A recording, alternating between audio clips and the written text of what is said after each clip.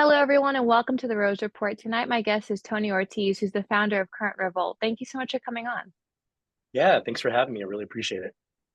So, I wanted to have you on because I've read a lot of Current Revolt's content, and it really strikes me as almost how Breitbart News was in the beginning, very satire, but filled with conservative takes, and really trying to get to the heart of topics that weren't being discussed on mainstream conservative news. So, just to start off, how did this come to be? What caused Current Revolt to be created? Yeah, that's a really nice compliment. I appreciate that. Being compared to Breitbart feels really nice. So I appreciate that. We started in 2020 during COVID. Hmm. Group of guys and I were just frustrated with the lockdowns. I'm here in Texas, so admittingly, lockdowns weren't as bad for us as it was for people across the country. But one of my buddies was just like, "Man, I wish I had a place to vent our frustrations."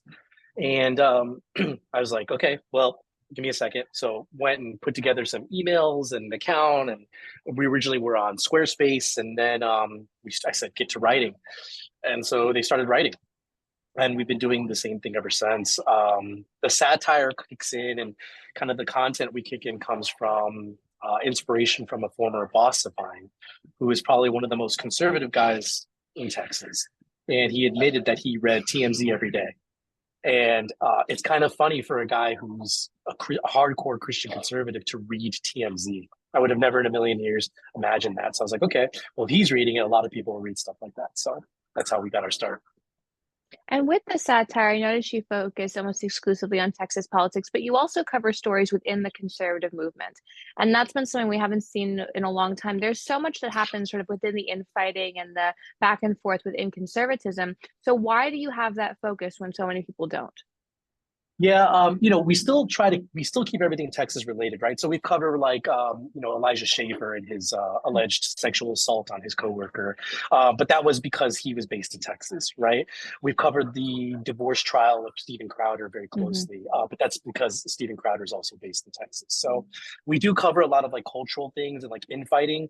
Um, you know, and we generally focus on Republicans as well. Me being leaning conservative, but the reason for that is that if you're a Texan, your state of your state, it's probably a Republican's fault. It would be Hmm. like if you lived in California and you blamed Republicans for California problems. It doesn't make sense, right? So if you're in Texas and you have problems with Texas politics or Texas laws, it's probably a Republican's fault. Not all the time, but generally. Hmm.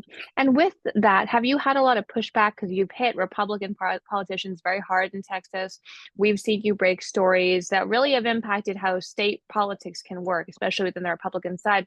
So, have you seen pushback? Have you gotten complaints from Texas politicians? Oh, absolutely.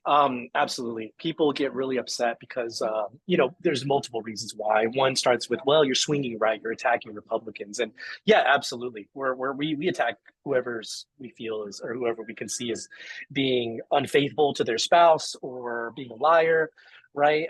Calling out, fraud and conspiracy, right? We're calling all that out. So yeah, unfortunately, sometimes it does require calling out the Republican, right? You know, one of the things that got us in a lot of heat was that the Ken Paxton trial. We Hmm. covered the fact that his group's a team that was supporting him or an organization that was supporting him was paying influencers cash to promote him and to support him. And this group, it was called Influenceable, and it's still around. They mostly focus on Instagram now. They've kind of left the Twitter sphere for the most part, from what I've heard.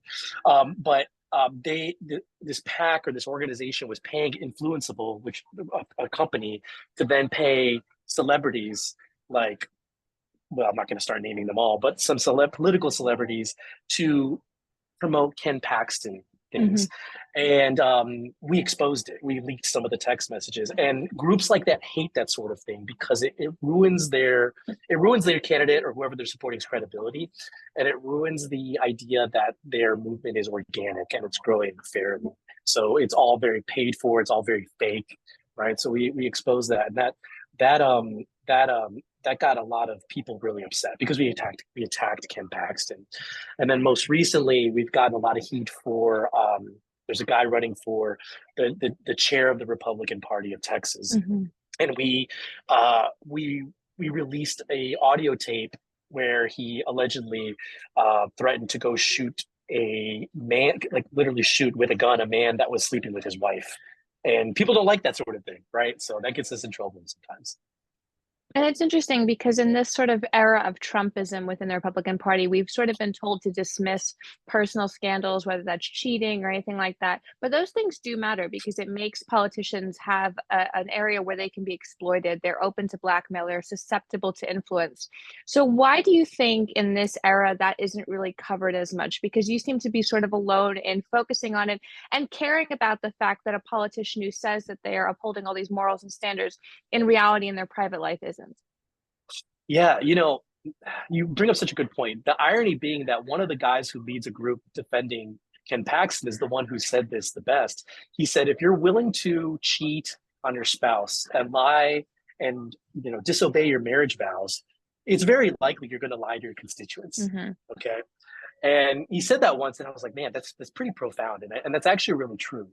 And the reason why people don't care about this sort of stuff, they don't care about the cheating, at least when their guys or their team does it, is because we've glorified politicians. Politicians have now reached this celebrity status. A Ted Cruz walks into the building and everybody's lining up to take a photo with Mm-hmm. him and post selfies with him. People go on Facebook and they brag that they pay money to go over Mar-a-Lago. You see a lot of these with the conservatives. They pay money to go to Mar-a-Lago, and they convince these other people that, oh, I'm getting invited. It's like, no, you just made $1,000 donation. You're not getting invited to Mar-a-Lago.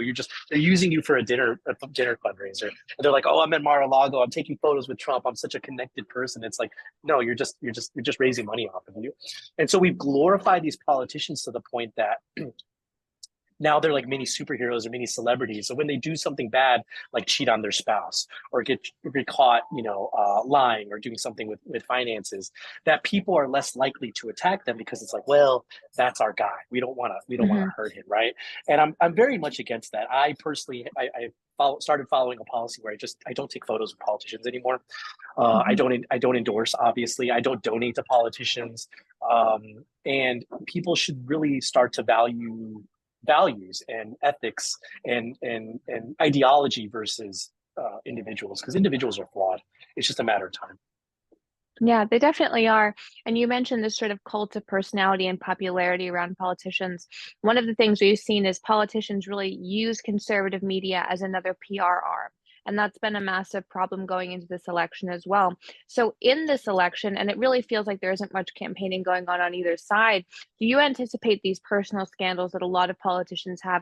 Do you see them being covered by the liberal media? Are we sort of gearing up for the liberal media to go after politicians on a personal level when conservatives really haven't in recent years? Maybe, it can name a handful of politicians that got in trouble for cheating scandals and like nothing happened to them, right? Hmm. One of the first ones we broke was a House rep here in Houston, and she got caught cheating. We exposed her text messages and photos and all this stuff, and nothing happened. She got reelected, Yeah. and now she's the chair of the Republican caucus here in Texas. Like, no, and she was married at the time, and she slept with multiple married men. And uh, nothing happened, right? So people don't. I don't know. I don't think people care as much as they think they do. And I think that if the Republicans don't care, the Democrats are going to see, okay, it didn't really hit, so why Hmm. cover it? Also, the Democrats really don't have a moral value. They don't see cheating as a problem. They don't see open relationships as a problem. Gay stuff, not for definitely for them, isn't an issue. So when these sort of scandals happen, they view it as like, well, we do the same thing. So why would we give problems for it? And is there any way we can fix that within Republican politics? Because I know being in the young conservative world, they don't care. It's kind of like we just assume everyone's dirty on some level in their personal lives, maybe not like Bob Menendez dirty, but definitely dirty on some level. So is there any way to try to wake people up to the fact that people become a liability because they have these personal issues? Man, I don't know. I wouldn't know how to get people to start caring about this sort of thing. I guess it really starts at like what your personal beliefs are, and if you're living that life, and it also requires people to stop glorifying politicians. If I found that people, and this is like real life, if you make a connection with somebody, you network with them, you shake their hand, you maybe, grab a meal with them, and then they do something bad publicly, you're less likely to speak ill of them because you're like, well, Mhm. this is my friend. You know what I mean? And we make a joke on Twitter all the time when people are talking badly or making jokes about somebody that's not in the Twitter space. They're like, oh, don't say anything bad. He's my mutual. We mutually follow each other, right? So we can't talk bad about each other. So it's mostly a joke, but it's kind of true. If I'm a guy that goes on, I'm a boomer and I go on Facebook and I post all these selfies with all these right wing politicians, and then it turns out all these politicians get blasted in a scandal because they had a gay orgy or something the other day. I may not bring it up because it's like, well, this has gotten me a lot of clout. I've gotten a lot of likes for this sort of thing. I don't want to lose all this clout I've earned from shaking hands with these people. So it's gonna require people to change their values and stop glorifying politicians. And I don't see that happening anytime soon. And in terms of your subscribers and your followers, what is their response when you break these kinds of stories? Is there a fascination? Do they just expect it? What kind of feedback do you get from people who are invested in reading your content? Yeah, it's mixed, right? So if I'm exposing an affair for somebody that people don't like, they're like, wow, you guys are doing a great job. This is awesome, right? But if I'm exposing the exact same situation with somebody they do like, they're like, how could you do this? How could you do this? This is my guy. You guys are a hit piece rag, blah, blah, blah. So it's very much whoever is being exposed at the time, you know. The piece I wrote where the guy allegedly grabbed his gun to go shoot the guy that was sleeping with his wife, that made people very upset because he was endorsed by, of course, Ken Paxton, right, and a bunch of these other politicians in Texas. So when we wrote this, people were like, "Well, it's a family matter. It's not a big deal." And to me, grabbing a gun and with your daughter screaming in the background, calling 911, begging the police to like stop you, and your wife is trying to hold you back, and then the police show up and have to just like basically like stop you. I think that's a big deal for a guy that identifies as a Republican, and especially Mhm. wants to be the Republican leader of Texas. I think that's a big deal, but there's so much inner politics at play. Endorsements, are probably the worst thing that I've seen this cycle. You've got some of the best politicians and some of the worst endorsing each other. And it's not because they actually believe in the person that they're endorsing. They're doing it because they want a favor or they want control or some part of some bigger apparatus or organization that's controlling them. And it's been one of the most disgusting things I've seen this cycle. And in terms of Texas, Texas is so big, there's so many politicians. It seems like its own ecosystem in terms of politics. So there, is it very difficult for new people to break in? Because one thing I know in the young conservative world is it's very difficult to break in if you don't know people. How swampy is the system currently in Texas if you want to break in and you don't have any like friends or networking ability? Yeah, people forget that Texas is bigger than most countries, or a lot of countries, I should say. Like Texas is huge, which is why we just focus on Texas politics. There's enough to cover. I don't need to cover national stuff. Plenty of people do that. But yeah, breaking in is hard. There's maybe a handful of conservative media outlets. One of the best being the Texan is phenomenal, right? There's the Texas Voice. There's Us. There's Texas Scorecard. I'm trying to think of some others. I think that's really about it as far as conservative, like leading media goes. There's plenty of left wing media, but we desperately need more journalists. I welcome more citizen journalism. Sarah Fields is one that does a lot of really great citizen journalism. There's a few more that just I'm skipping over at the top of my head now, and they're going to be mad at me later. But I would love to have more people just covering Texas stuff, right? But as far as like getting in and not knowing anybody, it is hard. There are so many there's so many power players, there's so many backroom deals, there's so Mhm. many organizations that are connected to each other. For example, and I'm not going to get into it too deep, but like there's multiple of these organizations, like a vaccine organization and an aborter organization and a newspaper and a activist organization, and they all invite each other on these podcasts and things for each other, but they're all connected. They all have the same donor, right? People don't realize that. If you come in, you're like, wow, all these people are really great. They're all like aligned on these issues, and it's like, yeah, they all have the same bank account. They all have the same funder, Yeah. right? And so you can't figure this stuff out until you've been in this for years. I met with an activist an activist, a guy who donates thousands and thousands of dollars a cycle, which is not a lot of money, but it's substantial for a middle class person. And I asked him, I was like, "Do you know who so and so is?" Which is one of the major donors in Texas politics. He's like, "I've never heard that name before." And I'm just like, wow, that's like the Michael Jordan of donors in Texas, and you don't know Hmm. who that is. So it's just, there's so much to consume that it does take a long time to start reporting on this because you just have to know so many things. And people are worrying right now going into this election cycle, and maybe not this one, but the next one, that Texas is going to go blue. That's the big fear. We saw the really close Senate races in the past with Ted Cruz, where Trump basically had to live in Texas to try to get Cruz over the finish line. On the ground there, knowing what you know, do you see that as being a real viable threat that Texas will go blue, or is it just sort of a scare tactic within Republicans to boost fundraising numbers every election cycle? No, I mean it's a viable possibility. People forget that Texas used to be blue, very recently, actually. Texas was a Democrat state, and it's very recently turned Republican, and it's very likely to swing that way.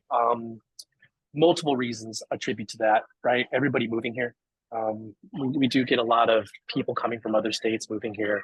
Ironically, the data at least 2, 3 cycles ago showed that Texas immigrants, so people coming from other states to Texas, voted more Republican than Texas Hmm. natives, which is interesting. Um, and then, of course, our candidates are kind of goofy. We've got some of the most goofiest candidates in Hmm. Texas politics. And if you're a normal person and you see this person, you're like, man, I don't know if I don't know if I want to vote for this person. The issue is you've got primaries and then you've got general elections. So you have Yeah. primary to pick your Republican and then vote general. And the most grassroots, like super obsessed with politics people vote in primaries. And they pick sometimes the worst, goofiest politicians to represent the Republican Party. And then that guy or that person wins. And then it moves into the general where all the normal people, the normal Trump voters, the people that just get their news off Fox and everything, they come and vote and they're like, huh, this guy's kind of goofy. I'm not sure if I really feel comfortable voting for him. It's a little intense for me. And I say this as somebody that does lean pretty far right, but sometimes our candidates are a little too far right to be normally digestible by very middle of the ground people, and it could be a struggle and could be some of the reason that Texas could be turning blue. And we've seen that candidate selection and recruitment issue across the country, even in Pennsylvania with someone like Oz. That was not an easy sell to the people of Pennsylvania. We ended up Right. losing there.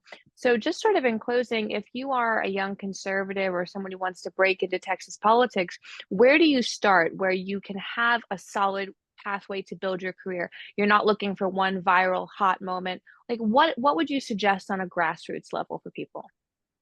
Well, it would depend on what, like, if you're trying to get your career off in Texas politics, it depends on what you're trying to do. Do you want to be a journalist? Do you want to be an activist, a consultant, a politician, right? If you're wanting to be a journalist, the best thing you can do is just read a lot, follow money trails. Almost everything in Texas is motivated by money. My favorite thing the favorite thing that I've seen people start to research is seeing who's funding these politicians. And you'll see some random PAC that nobody's ever heard of. And then you go and you look up the paperwork and you find out, oh, this is a Tim Dunn PAC or this is a so and so PAC, right? It's funded by somebody. And then you can start to connect the dots to see, okay, who owns this guy? Who actually, at the end of the day, controls this person? So if you're trying to get into journalism, the best thing to do is to research the candidates and follow the money, see who's donating to them, right? And see who they're promoting. The next best thing is just to network, get to know people, build up sources, shake hands with people, talk to them, build trust, right? And so you can have sources to report for stories. Um, for journalism. That's probably the best start. Yeah, definitely. I think that's good advice, especially as we're now in the thick of another election cycle. Thank you so much for coming on. Where can people follow you online to keep up with your work? Yeah, so if you're a Texan and you're watching this and you want Texas politics only, you can follow us at currentrevolt.com, Twitter, Current Revolt, and we're on YouTube now just recently. So Current Revolt on Twitter as well. So same handles across the board. Perfect. Thank you so much for coming on. Yeah, thanks for having me. Appreciate you.